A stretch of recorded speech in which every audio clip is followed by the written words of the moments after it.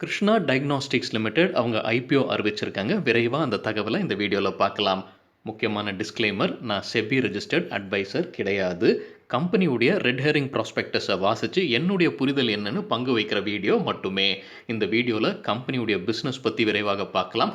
IPO தகவலான fund size, தேதிகள், retail investors குறைந்தபட்ச investment எவ்வளவு செய்யலாம், ஃபண்டை வச்சுக்கிட்டு கம்பெனி என்ன செய்ய போகிறாங்க, ரீட்டைல் இன்வெஸ்டர்ஸ்க்கு எவ்வளவு பர்சன்டேஜ் ரிசர்வேஷன் இருக்குது இந்த ஐபிஓவில், ப்ரொமோட்டர்ஸ் அவங்க ஷேர்ஸை செல் பண்ணுறாங்களா இல்லையா இந்த ஐபிஓ வழியாக, அவங்களுடைய ஷேர்ஸை பிளெட் செஞ்சுருக்காங்களா இல்லையா, கம்பெனி கடந்த 3 ஆண்டிற்கான ஃபினான்ஷியல் டேட்டாவை கொடுத்துருக்காங்க, அது அனலைஸ் பண்ணுறதுக்கான ஒரு முயற்சி, operating revenue, profit, earnings per share, PE மற்றும் டெப்ட் ரிலேட்டடான சில ரேஷியோஸை பார்க்கலாம். பெரும்பாலான ரேஷியோ நான் கால்குலேட் செய்தது, தவறு இருப்பதற்கான வாய்ப்புகள் இருக்குது. இன்னொரு முறை உங்கள் தரப்புலேருந்து சரிபார்த்து கொள்ளுங்க. கடைசியில் கம்பெனியுடைய காம்படிட்டர்ஸுடன் ஒரு கம்பேரிசனும் செய்யலாம், ஏர்னிங்ஸ் பெர் ஷேர் மற்றும் பிஇ. நம்ம ருபி டிரைவர் சேனலை சப்போர்ட் பண்ணுற அனைத்து நல்ல உள்ளங்களுக்கும் நன்றி. வீடியோ பிடிச்சிருந்ததுன்னா தயவுசெய்து லைக் பண்ணுங்கள், தெரியாதவங்களுக்காக ஷேர் பண்ணுங்கள்.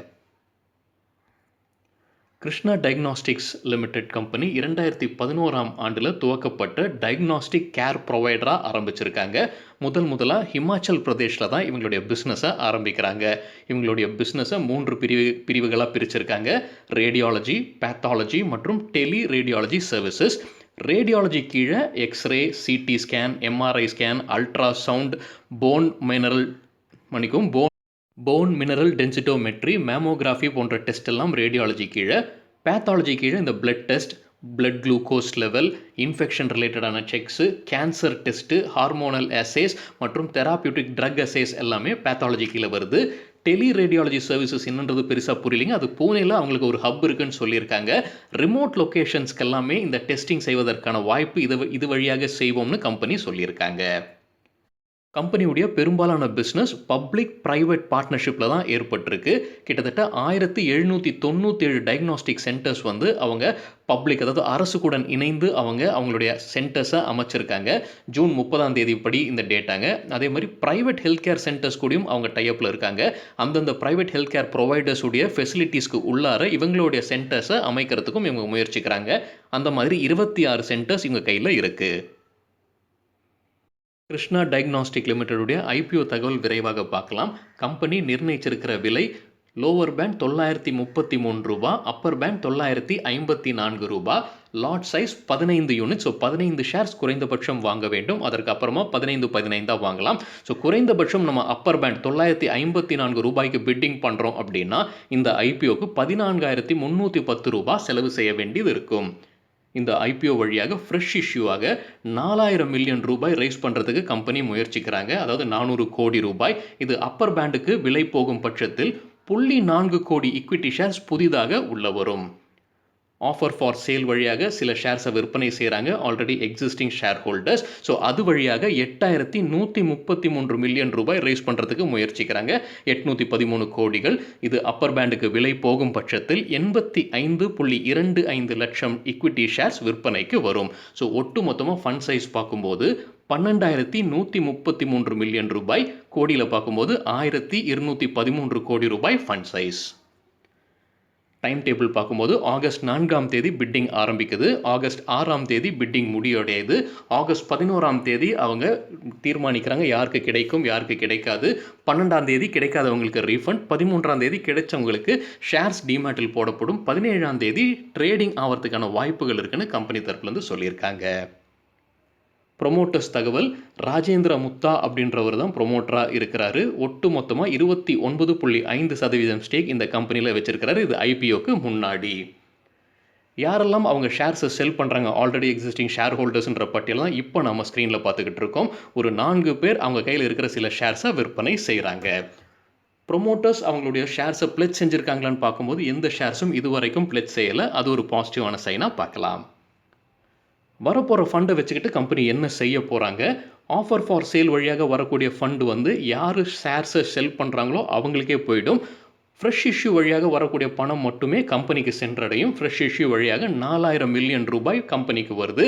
அதில் $1,500 மில்லியன் கம்பெனியுடைய புது சென்டர்ஸை அமைக்கிறதுக்கு பயன்படுத்தப்படும்னு அறிவிச்சிருக்காங்க. பஞ்சாப், ஹிமாச்சல் பிரதேஷ், மகாராஷ்டிரா மற்றும் கர்நாடகாவில் புது சென்டர்ஸ் அமைக்கிறதுக்கான யோசனையில் இருக்காங்க கம்பெனி. அதே மாதிரி 1460 மில்லியன் ரூபாய் கடன் அடைக்க பயன்படுத்துவோம்னு சொல்லியிருக்காங்க.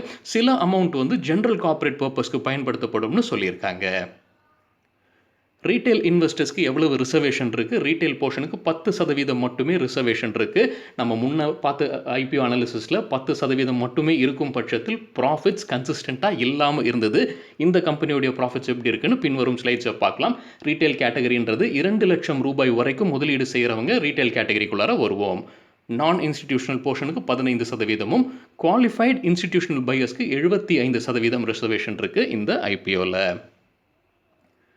கம்பெனி கடந்த 3 ஆண்டிற்கான ஃபினான்ஷியல் டேட்டாவை கொடுத்துருக்காங்க. அதை அனலைஸ் பண்ணுறதுக்கு ஒரு முயற்சி. இப்போது அந்த 3 வருட டேட்டாவை கன்சால்டேட் பண்ணி தான் இப்போ நம்ம ஸ்க்ரீனில் பார்த்துக்கிட்டு இருக்கோம். இது அனைத்துமே மில்லியன் ரூபாயில் இருக்குது. நம்ம முதல்ல பார்க்க போகிறது ப்ராஃபிட் தான். ஏன்னா 10% மட்டுமே தான் ரிசர்வேஷன் கொடுத்துருக்காங்க ரீட்டைல் கேட்டகரிக்கு. ஸோ பார்க்கும்போது ப்ராஃபிட் பிஃபோர் டேக்ஸும் சரி, ப்ராஃபிட் ஆஃப்டர் டேக்ஸும் சரி, 2019, 2020 நஷ்டத்தில் இருந்திருக்காங்க கம்பெனி. 2021 பாசிட்டிவில் இருந்திருக்காங்க.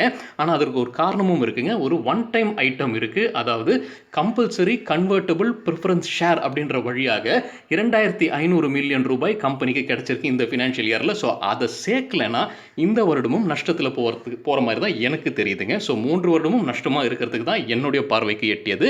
இந்த one time item compulsory convertible preference share வந்ததுனால ஃபினான்ஷியல் இயர் 2021க்கு பாசிட்டிவாக இருக்கிற மாதிரி எனக்கு தெரியுது. சரிங்க, ரெவன்யூ ஃப்ரம் ஆப்ரேஷன் பார்க்கும்போது ஆண்டிற்கு ஆண்டு அதிகரித்து கொண்டே வருவது பாசிட்டிவான சைன் தான்.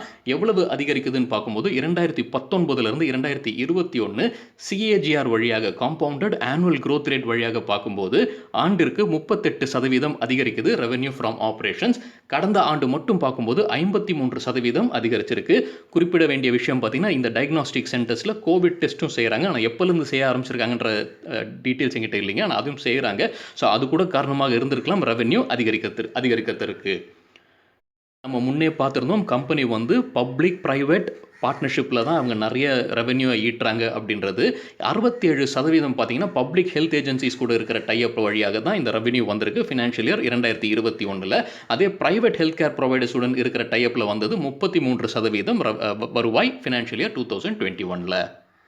சரிங்க, அடுத்தது எபிட்டா அல்லது ஆப்ரேட்டிங் ப்ராஃபிட். எபிட்டான்றது earnings before interest, taxes, depreciation மற்றும் அமார்டைசேஷன். இதுவும் பார்த்தீங்கன்னா 2019 நெகட்டிவ்ல இருந்திருக்கு, 2020 நெகட்டிவ்ல இருந்திருக்கு, 2021 மட்டும்தான் பாசிட்டிவாக காட்டுது. அதுவும் அந்த ஒன் டைம் ஐட்டம் இருக்குங்க, அதுதான் காரணமாக இருக்கலாம். எபிட்டா மார்ஜினும் பார்த்தீங்கன்னா 2019-20 நெகட்டிவ்ல இருக்குது, 2021 பாசிட்டிவ்ல இருக்குது. அதற்கு காரணம் அந்த ஒன் டைம் ஐட்டமாக இருக்கலாம். சரிங்க, ப்ராஃபிட் ஆஃப்டர் டேக்ஸ் பார்க்கும்போது 2019-20 நஷ்டத்தில் இருந்திருக்கு, 19-20 அதிகமாக இருக்குது நஷ்டம். 2021 பாசிட்டிவாக காட்டியிருக்காங்க. அந்த ஒன் டைம் ஐட்டம் இருக்குது, அது கூட காரணமாக இருக்கலாம் பாசிட்டிவாக காட்டுவதற்கு. ROE மற்றும் ROCE. ROE return on equity, ROCE return on capital employed. இது எவ்வளவு அதிகமாக இருக்கோ அவ்வளவு நல்லது கம்பெனிக்கு. ROE பார்க்கும்போது 2019-20 நெகட்டிவ்ல இருக்குங்க. நான் ஈக்விட்டியே நெகட்டிவ்ல இருக்குது. அவங்களுடைய பேலன்ஸ் ஷீட் மற்றும் ப்ராஃபிட் அண்ட் லாஸ் ஸ்டேட்மெண்ட்டை செக் பண்ணும்போது ஈக்விட்டிஸே பார்த்தீங்கன்னா நெகட்டிவ்ல இருக்குது. 2021 மட்டும் பாசிட்டிவாக இருக்குது. ஏன்னா அந்த ஒன் டைம் ஐட்டம் இருக்கிறதுனால ரிட்டர்ன்ஸ், அதாவது ப்ராஃபிட்டில் இருக்கிறதுனால அது 79% காட்டுது. அதிகமாக இருக்கிற மாதிரி தான் தெரியுது. அந்த ஒன் ஐட்டம் ரிமூவ் பண்ணிட்டோம்னா இதுவும் நெகட்டிவ்ல போகிறதுக்கான வாய்ப்புகள் இருக்குது. அதே மாதிரி தான் ROCE ரிட்டர்ன் ஆன் கேபிட்டல் எம்ப்ளாய்டும் 19-20 நெகட்டிவ்ல இருக்குது, 21 74% இருக்குது. அந்த ஒன் டைம் ஐட்டமை மறந்துட வேண்டாம். கம்பெனியுடைய கடன் பார்க்கும்போது 2019-20 அதிகரிச்சிருக்கு, 20-21 கொஞ்சம் குறைஞ்சிருக்கு. ஸோ இந்த ஐபிஓ வழியாக கூட அவங்க கடனை அடைக்க போகிறதா சொல்லியிருந்தாங்க. கிட்டத்தட்ட 1460 மில்லியன் ரூபாய் அதற்கு பயன்படுத்தப்படும்னு சொல்லியிருக்காங்க. இன்ட்ரெஸ்ட் கவரேஜ் ரேஷியோ பார்க்கும்போது 2019-20 நெகட்டிவ்ல இருக்குங்க, 2021 2.17. ஸோ ஸ்டாண்டர்டாக நல்லா இருக்குது. ஆனால் அந்த ஒன் டைம் ஐட்டமை நம்ம மறந்துட வேண்டாம். டெப் டு ஈக்விட்டி ரேஷியோ 2019-20 நெகட்டிவ்ல இருக்குங்க, 2021 மட்டும் 0.87. ஸோ கொஞ்சம் ஹையர் சைடில் இருக்கிற மாதிரி தான் எனக்கு தோணுது. டெப் டு அசெட் ரேஷியோவும் பார்த்தீங்கன்னா அதிகமாக இருக்கிற மாதிரி தான் தெரியுது. இது எவ்வளோ குறைவாக இருக்கோ இந்த 2 ரேஷியோவும் அவ்வளவு நல்லது கம்பெனிக்கு. சரிங்க. ஏர்னிங்ஸ் பெர் ஷேர் நான் கால்குலேட் செய்யல. கம்பெனி அவங்களுடைய ரெட் ஹெரிங் ப்ராஸ்பெக்டஸ்ல குடுத்திருக்கிறத அப்படியே பயன்படுத்த போறோம். ஏர்னிங்ஸ் பெர் ஷேர் 2 குடுத்திருக்காங்க 2021க்கு 2 நம்பர்ஸ நான் பார்த்தேங்க அவங்களுடைய ரெட் ஹெரிங் ப்ராஸ்பெக்டஸ்ல. எனக்கு அது என்ன வித்தியாசம்ன்றது புரியல. ஒரு 2மே வெவ்வேறு இடங்கள்ல இருந்தது அவங்க ரெட் ஹெரிங் ப்ராஸ்பெக்டஸ்ல. ஸோ இதுதான் கடைசியா குடுத்திருந்தாங்க. ஸோ இத நாம எடுத்துக்குவோம். 2019ம் 2020லயும் பார்த்தீங்கன்னா நெகட்டிவ்ல இருக்கு. ஏர்னிங்ஸ் பெர் ஷேர் 2021ல பாசிட்டிவ் 72ன்னு குடுத்திருக்காங்க. அத அப்படியே எடுத்துக்கொள்வோம். அந்த ஒன் டைம் ஐட்டமும் சேர்த்திருக்காங்கன்றது தான் என்னுடைய புரிதல். ஸோ அது இல்லன்னா இதுவும் நெகட்டிவ்ல போயிருந்திருக்கும். சரி இப்போதைக்கு நம்ம 71.86 ஏர்னிங்ஸ் பெர் ஷேர்னு கண்மூடி எடுத்துக்கொள்வோம். அதை வச்சுக்கிட்டு பிஇ கால்குலேட் செய்யும்போது கரண்ட் மார்க்கெட் பிரைஸா இந்த ஐபியோடைய அப்பர் பேண்டான 954 எடுத்துக்கொள்வோம். அதை வைத்து ஏர்னிங்ஸ் பெர் ஷேர் 72 அல்லது 71.86 பிஇ கால்குலேட் செய்யும்போது 13.3 வருதுங்க. எனக்கு ஒரு பெரிய கான்ஃபிடன்ஸ் இல்லை இந்த நம்பர்ஸ் மீது. என்னன்னு எனக்கு தெரியல. ஒரு பெரிய நம்பிக்கை வரமாட்டேங்குது. அது என்னுடைய தவறாக கூட இருக்கலாம். நீங்கள் இன்னொரு முறை சரி பார்த்துக் கொள்ளுங்க. ஆஃப்டர் ஐபிஓ மறுபடியும் கால்குலேட் செய்யணும். ஏன்னா புது ஷேர்ஸ் உள்ள வருது. ஸோ அதை வச்சு இபிஎஸ் கால்குலேட் பண்ணும்போது 71.8 இருந்து 62 குறையுது. இப்போ நம்ம பிஇ கால்குலேட் பண்ணும்போது 15.4 வருது. மறுபடியும் இந்த பிஇ மேலே எனக்கு ஒரு பெரிய நம்பிக்கை இல்லை. இந்த நம்பர்ஸ் மேலே எனக்கு ஒரு நம்பிக்கை வரமாட்டேங்குது.